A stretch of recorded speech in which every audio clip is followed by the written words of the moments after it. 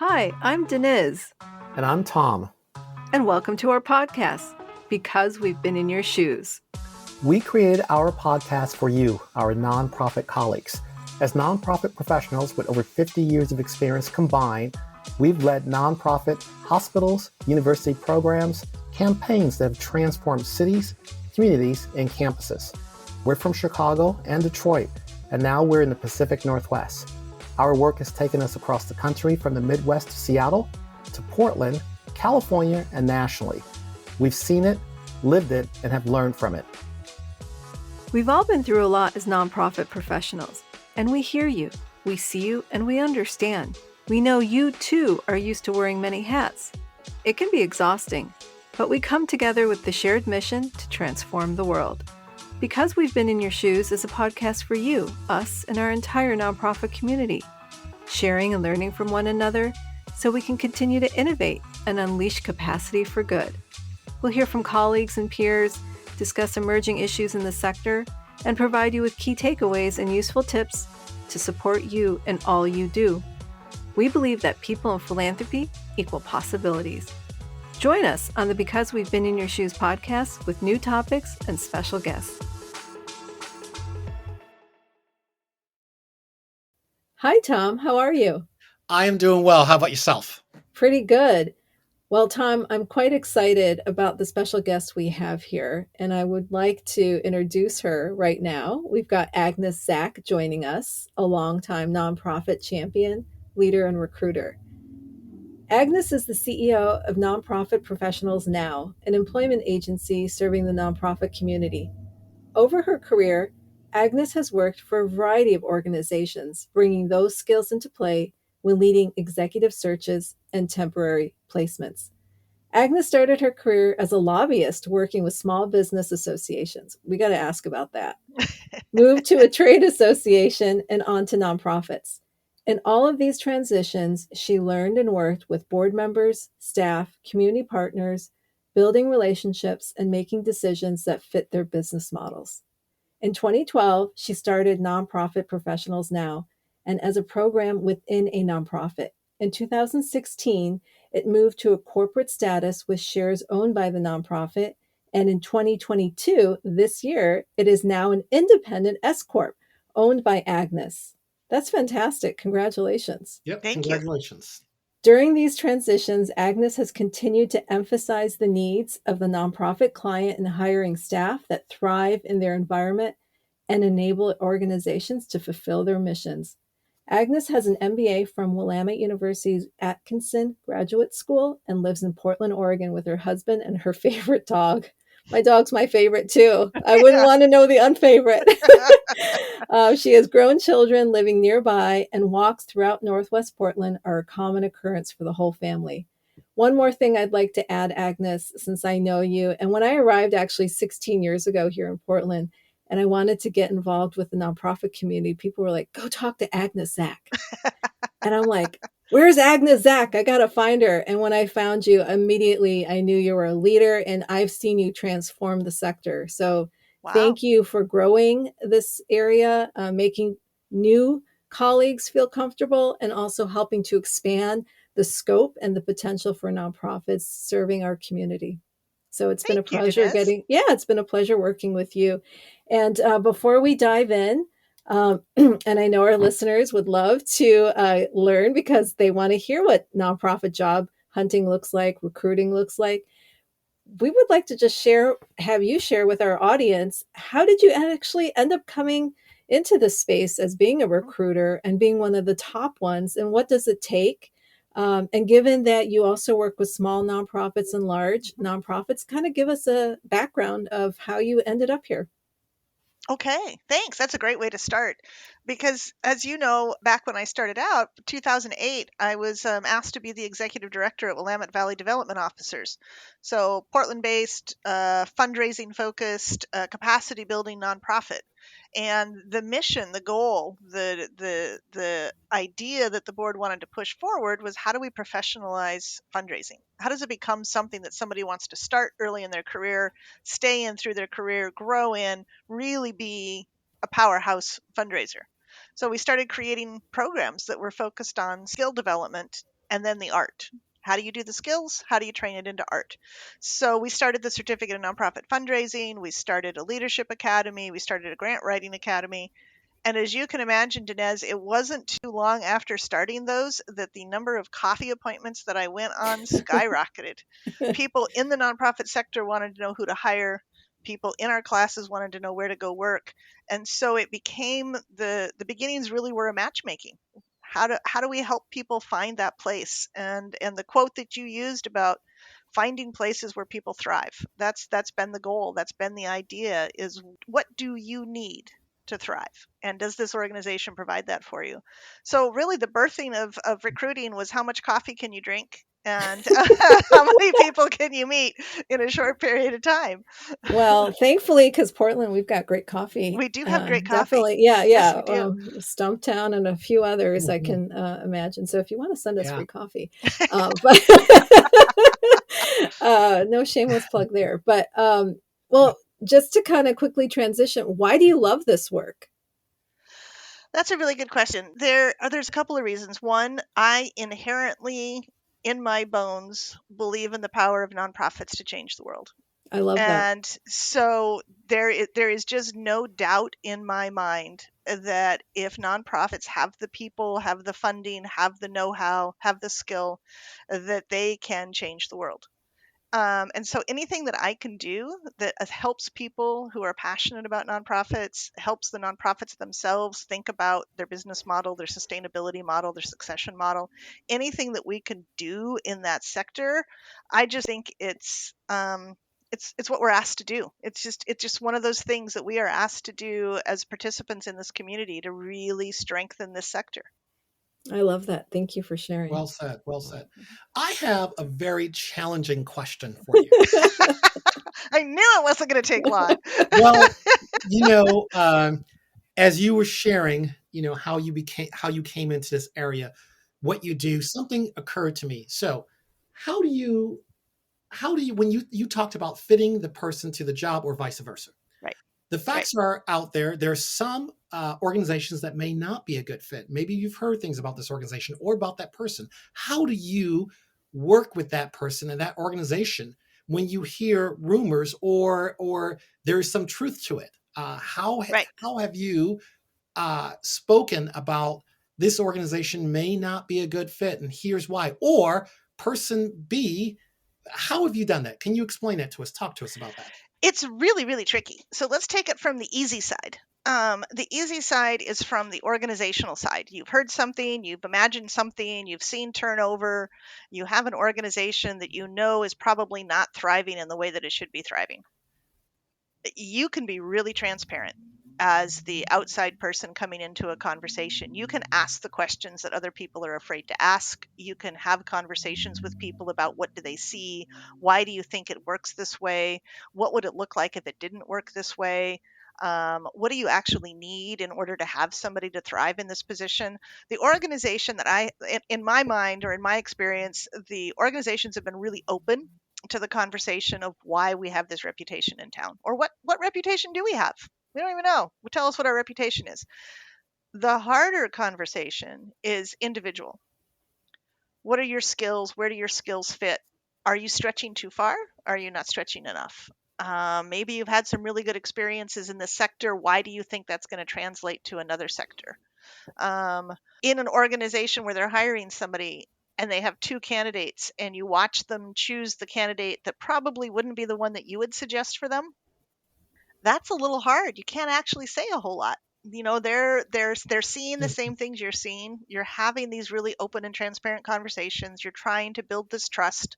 We've been working in this process for several months, and when they just say, no, I just really want this person, you're like, okay, what is the structure that we can put in place to make sure that this is successful? What is it that's going to need to happen in order for this person to thrive in your situation? What are you prepared to do to help this person on board? You have to switch the conversation from who did you choose to how do you help this person? Wow, I love that. And a follow up to that would be people of color, women, Hmm. sometimes have not been invited into the space for Right. years. That's changing. It's Yes. not changing quick enough, fast enough. So then, how would you then talk to a person of color when they're going into an organization? that may not have other people that look like them? What would your suggestion be? Or as you mentioned, Right. how would you work with that company, that organization? And in that case, we flip the conversation we just had. The harder conversation was with the organization. It is much easier to have that conversation with the individual. The organization is in a place where diversity, equity, inclusion, access, justice, social justice, the social movement, when those pieces are what the organization believes that they need to move forward, it is really hard to have a transparent conversation with them about where they actually are in that Mm, process. Where is your board? What is the actions that you have taken? What can you show me, demonstrate to me, and illustrate in a simple way that shows that you are not the same organization you were 2 years ago? That is a really hard conversation. Nonprofits want to feel like they are in the swim, that they've been doing the work, that they know what they need to do, that they've changed and they've moved Mm-hmm. forward. And for somebody to look at them and say, you know, so one way that we do that, one way we approach that with an organization is we talk to them about bridge candidates. You may not be ready to have a person of color in this position. What would it look like if you had somebody that was not a person of color, but had done extensive DEI, had done extensive work around developing systems and protocols, had done some anti racist work, but looked a little bit more like what your board looks like? Would they be more welcoming? Would they be able to hear the information differently if that person presented it? And trying to find a way to step them into a process where they don't put a person of color in and then not support them. mm, Yeah. thank you. Yeah, with the person of color, we have two answers there, which are really fun. One is if you are a woman of color, if you are interested in development, and if you've got some experience, lean in. This is your moment. This is your chance to take whatever job that you think you're qualified for and that you want to be in that organization. You tell me where you want to be and why. Let's figure out how we get you there. Wow. And then we can have a really transparent conversation of what's it going to be like when you're Yeah. there. I think some of the best candidates, some of the best interviews we've had have been with women of color who really look at us directly and say, I don't want that job because they're not going to pay me for the diversity, equity, inclusion work I'm going to have to do in order to move them forward in their development work. They're hiring me to do two jobs, but they're going to pay me for one. Yeah. And it's Mm. like, smart, Yeah. smart. I Yeah. support you in that. So what do Absolutely. you, just to follow up on that, because that's this is fascinating. Um, so you take that emerging leader, that woman of color, let's say, um, and let's say they go through a bunch of interviews and they find an organization that's got half of what they need, but they don't see the entire Mhm. support around navigating their success. And they're Right. saying, I might need more of a higher salary. They're asking, Mhm. how do you then have that communication and conversation with the nonprofit to support that candidate? That's actually a conversation that we have way before we get to the Oh, candidate pool. okay. So we're having the conversation with the organization about what candidates may need, what their expectations might be, what is the going rate, what are the kinds of benefits that need to be offered in a situation. We've had those conversations way Okay. before. So when we get to the point where we have this amazing candidate, she's everything that they've ever wanted, she's excited about the opportunity, they make this offer, and the candidate goes, well, that's not what I wanted. um, then we work with that and we have a conversation about that. The first thing I learned in recruiting, because I made this mistake first time ever, somebody said, candidate came back to me and said, hey, can I ask for more money? I think I need this. And my first reaction as a woman was no. You really should be happy with that salary because they've really stretched and they've really done that.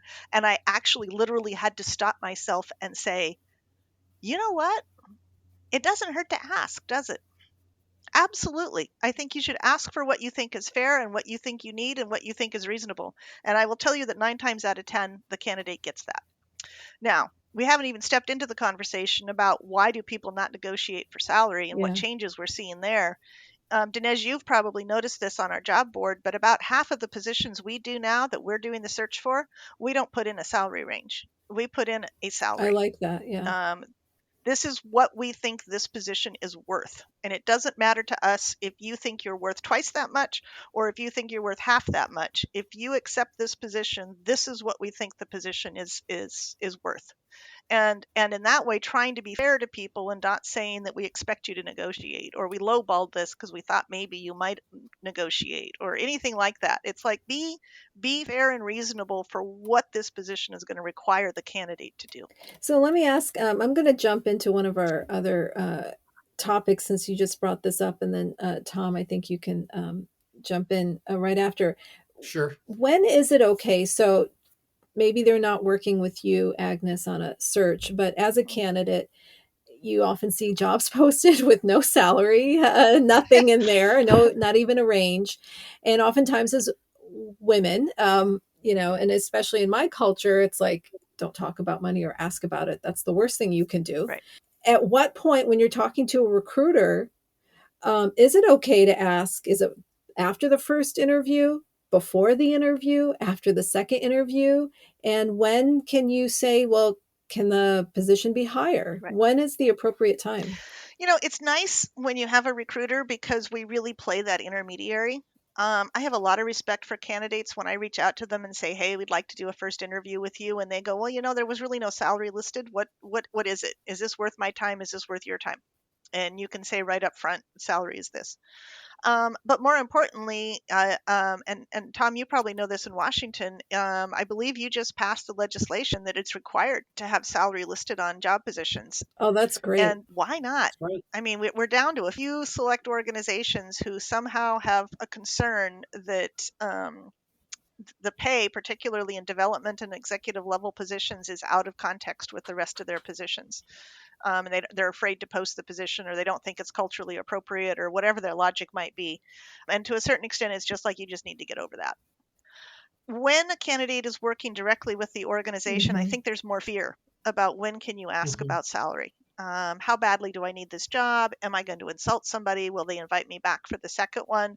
In those cases, if you're really kind of nervous about that, if they invite you back for a second interview, so you've had some interaction, before you go into the second interview, I think it's really appropriate and fair to say, what is the salary range? What are the benefits? Is this an appropriate conversation for us to continue to have? Okay. That's a great point. I just want to add is that I usually will ask for a salary range, even at the first discussion. I started picking up on something. I think I might have shared this with Dinesh, that if they didn't share a range with me, I knew it was not important. I did not want to go for it. If they shared the range with me, then I knew it was a conversation to go forward with. Right. That's something I picked up on just a few years ago. Yeah, and I still have a couple of clients that have been really hesitant. I've noticed Yeah. lately that they're starting to, but we used to put into our positions salary range available upon request. Seemed kind of hokey, but it was like we don't want to. If you're a really good candidate, we don't want you to wonder. But it was a way of trying to maneuver around the nonprofit for not putting it in their job description. Exactly. Yeah. So I have a question. The pandemic that's been happening. And that has been challenging for so many people in so many ways, challenging for organizations, nonprofits, and so forth. I just want to kind of get your opinion of some of the things that you see that's going on, how the pandemic has impacted job loss and the types of things which are the norms. And let me just say, whatever the norms were, I thought to myself, oh, things are changing, but it feels like we're going right back into whatever those norms were again, in my opinion. But tell me, what have you seen that's impacted all those things? Oh, there's so many things. So I think the first thing that we saw was executive directors retiring or leaving the sector. Not going to go through another pandemic. I lived through the 2008 recession. I know what this is going to look like. I'm not ready for it. I can't do it. I'm out. We saw directors of development and development staff not change jobs. It's too risky. I don't know if I switch a job if I'll get the same benefits. I better hang in there. I don't think I want to move. And so development people hung tight. Not a lot of movement. So we're now, quote unquote, post-pandemic. We're in that next phase.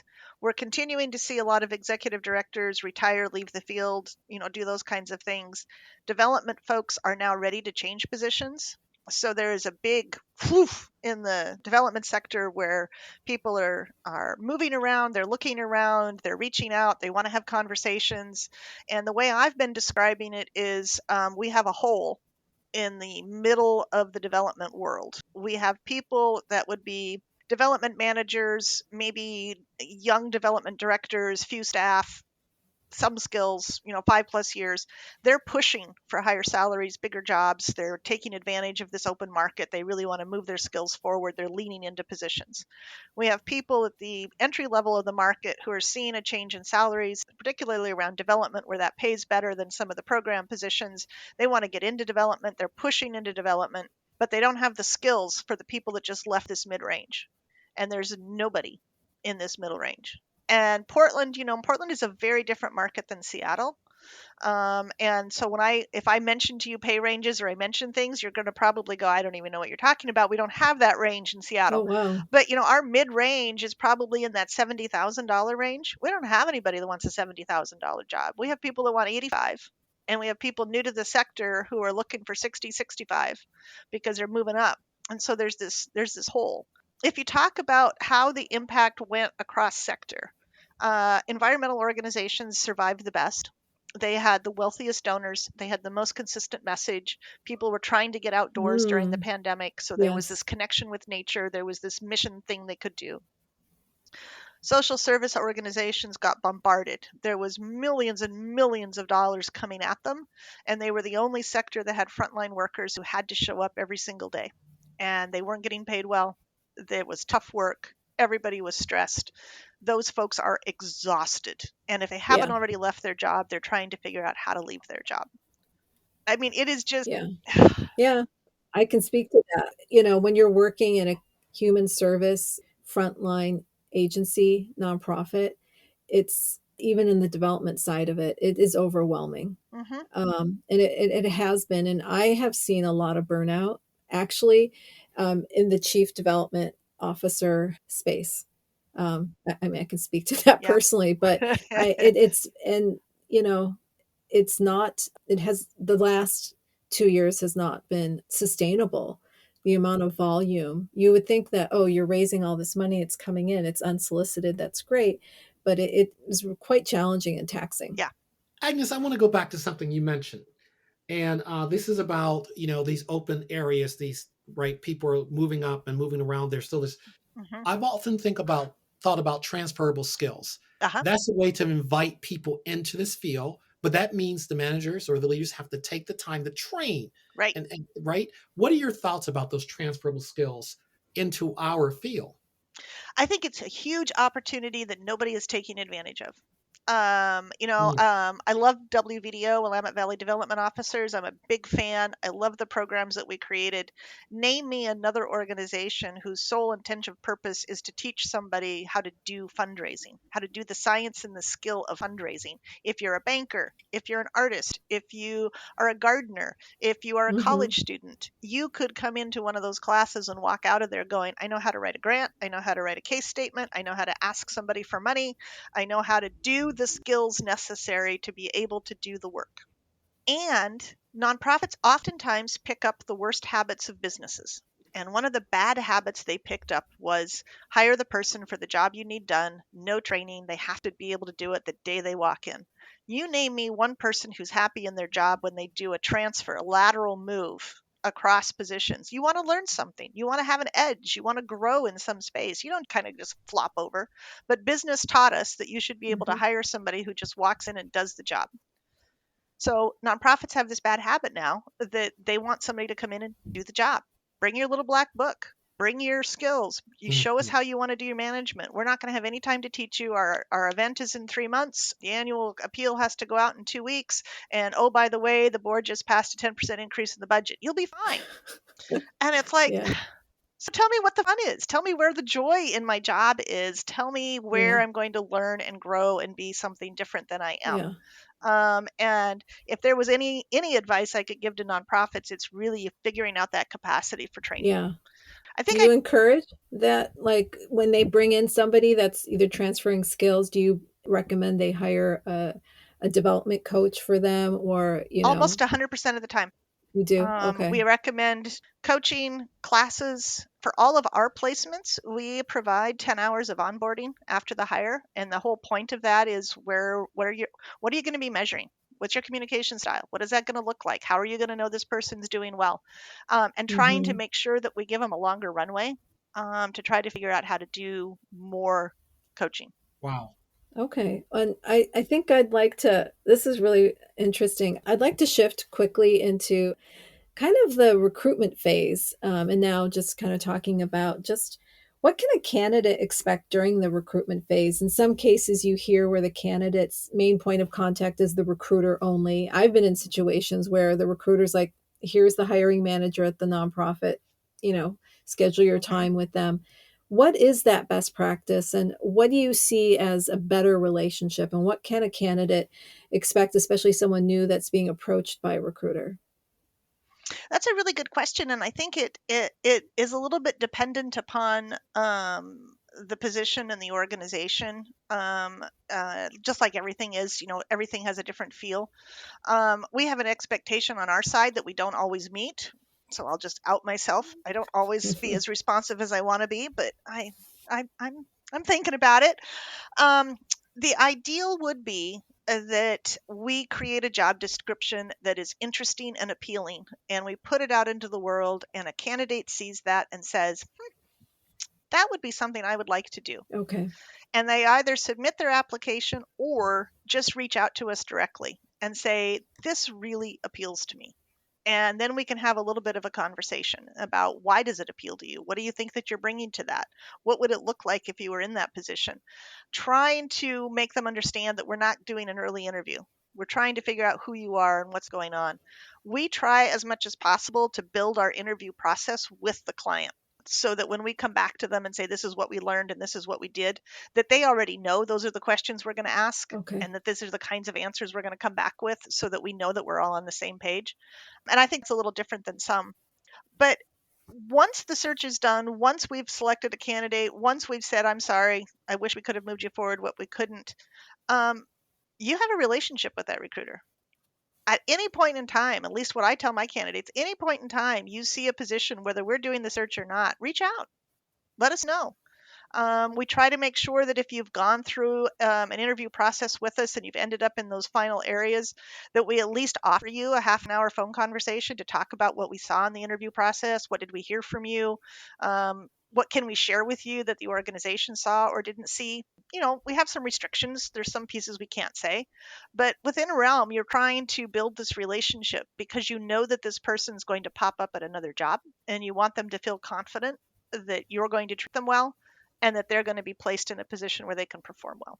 Thank you for sharing that. I Yeah. like hearing that, you saying that, and because it's relationship building. It's relationship building. If Yeah. you can, if we can do this with our donors, we can do this with our candidates. Definitely. And it sounds like to me also that what you were saying is that with your clients, you're going to circle back to them and give them advice on what you did well, what you didn't do. It's the same thing with the organization, because that organization also has a reputation out there. So that's wonderful. So along these lines, all right, I'm going to ask you something. This is something you and that the challenging questions, I Tom. know, well, this is something ghosting. Let's talk about ghosting. Ghosting. I thought that was a dating term until this last year. I didn't even realize it was Agnes, you said what you just said is exactly. I started reading about ghosting, and I thought to myself, what is ghosting? Right. That was probably about 6 months ago, maybe even 9 months ago. I had to look it up. What is ghosting? I didn't even know what ghosting was. And I was just floored by what I was seeing.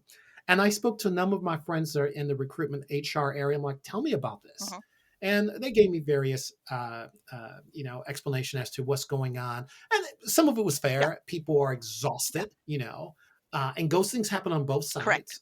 But it seemed to be more on the recruiter side, on the company side, more than anything else. But tell me about, from your experience, ghosting, good and bad, the ugly, recommendations. This is such a great conversation, but you'll have to tune in to the next episode for the conclusion.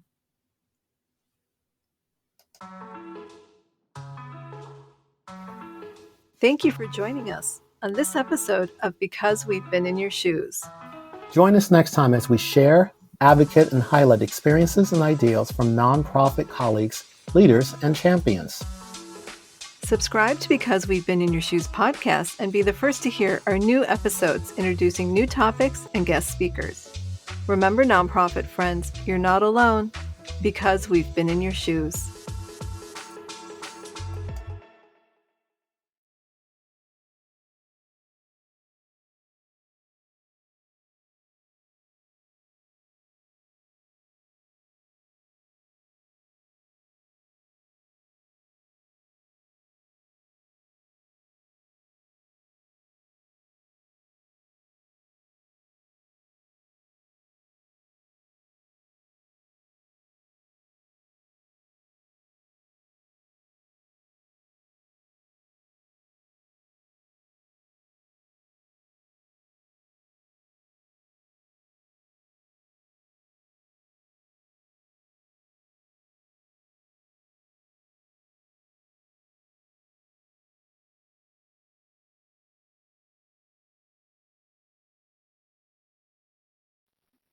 Thank you for joining us on this episode of Because We've Been in Your Shoes.